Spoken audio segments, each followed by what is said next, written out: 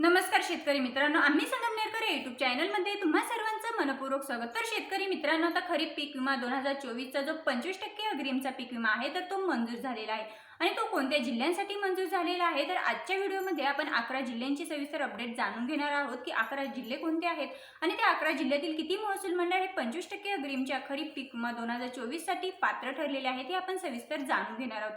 मित्रांनो, व्हिडिओ खूप महत्त्वपूर्ण असा होणार आहे आणि सर्व शेतकरी बांधवांना निवडणूक म्हणजे विधानसभा निवडणूक जी लागलेली आहे, विधानसभा आचारसंहिता जी चालू आहे, तर ही आचारसंहिता लागण्यापूर्वीच हा जी.आर. राज्य सरकारच्या माध्यमातून काढण्यात आलेला आहे। त्यामुळे आता विधानसभा आचारसंहिता संपल्यानंतरच आपल्या शेतकरी बांधवांच्या खात्यामध्ये हा पीक विमा जमा होणार असल्याची माहिती समोर येत आहे।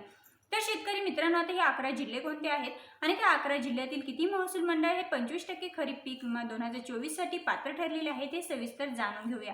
सर्वात अगोदर ते 11 जिल्हे कोणते आहे हे जाणून घेऊया। तर त्यामध्ये मित्रांनो, पहिला जिल्हा आहे तो म्हणजे अकोला, अमरावती, यवतमाळ, बीड, धाराशिव, छत्रपती संभाजीनगर, लातूर, हिंगोली, नांदेड, परभणी आणि जालना ही जी काही 11 जिल्हे आहेत तर या 11 जिल्ह्यातील शेतकरी बांधवांच्या खात्यामध्ये 25% खरीप पीक विमा 2024चा जो 25% अग्रिमचा पीक विमा आहे तर तो जमा होणार आहे।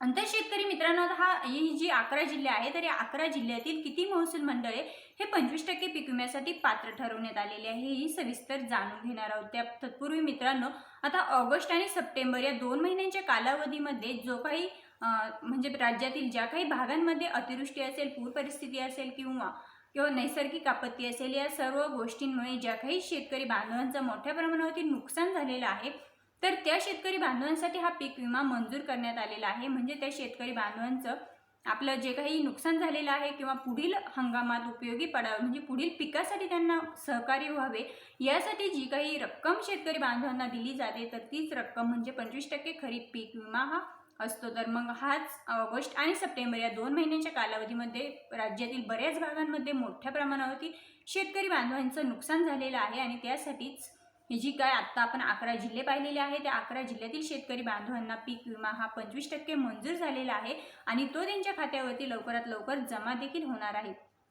तर मित्रांनो, आता आपण जिल्ह्याने अपडेट जाणून घेणार आहोत की कोणत्या जिल्ह्यातील किती महसूल मंडळे हे खरीप पीक विमा 2024च्या 25% अग्रिमच्या पीक विम्यासाठी पात्र ठरलेले आहेत।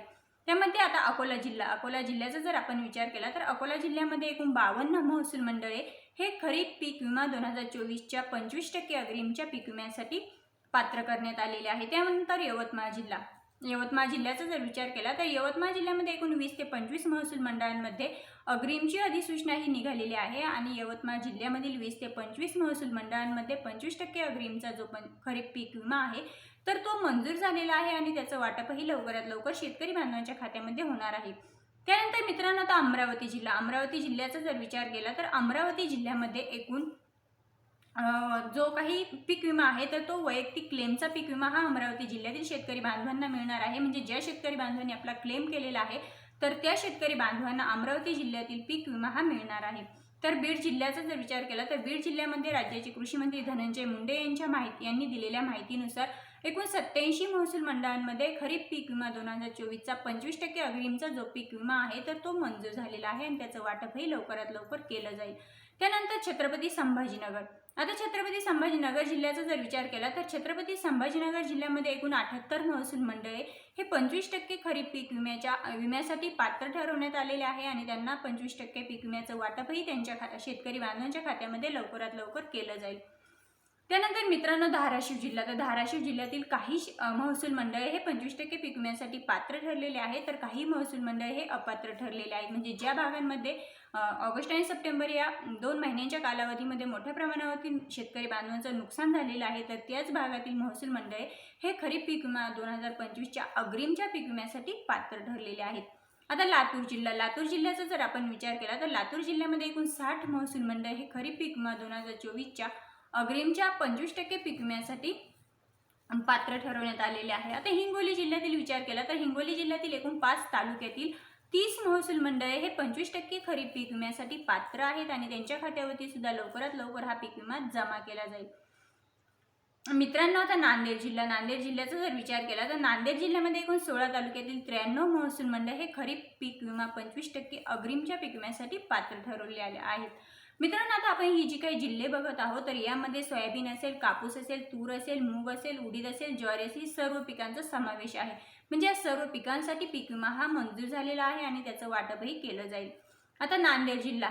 नांदेड जिल्ह्यातील 16 तालुक्यातील 93 महसूल मंडळ हे 25% पीक विम्यासाठी पात्र आहेत. तर मित्रांनो, परभणी जिल्ह्याचा विचार केला तर परभणी जिल्ह्यामध्ये एकूण 50 महसूल मंडळांमध्ये सरसकट पीक विमा हा मिळणार आहे.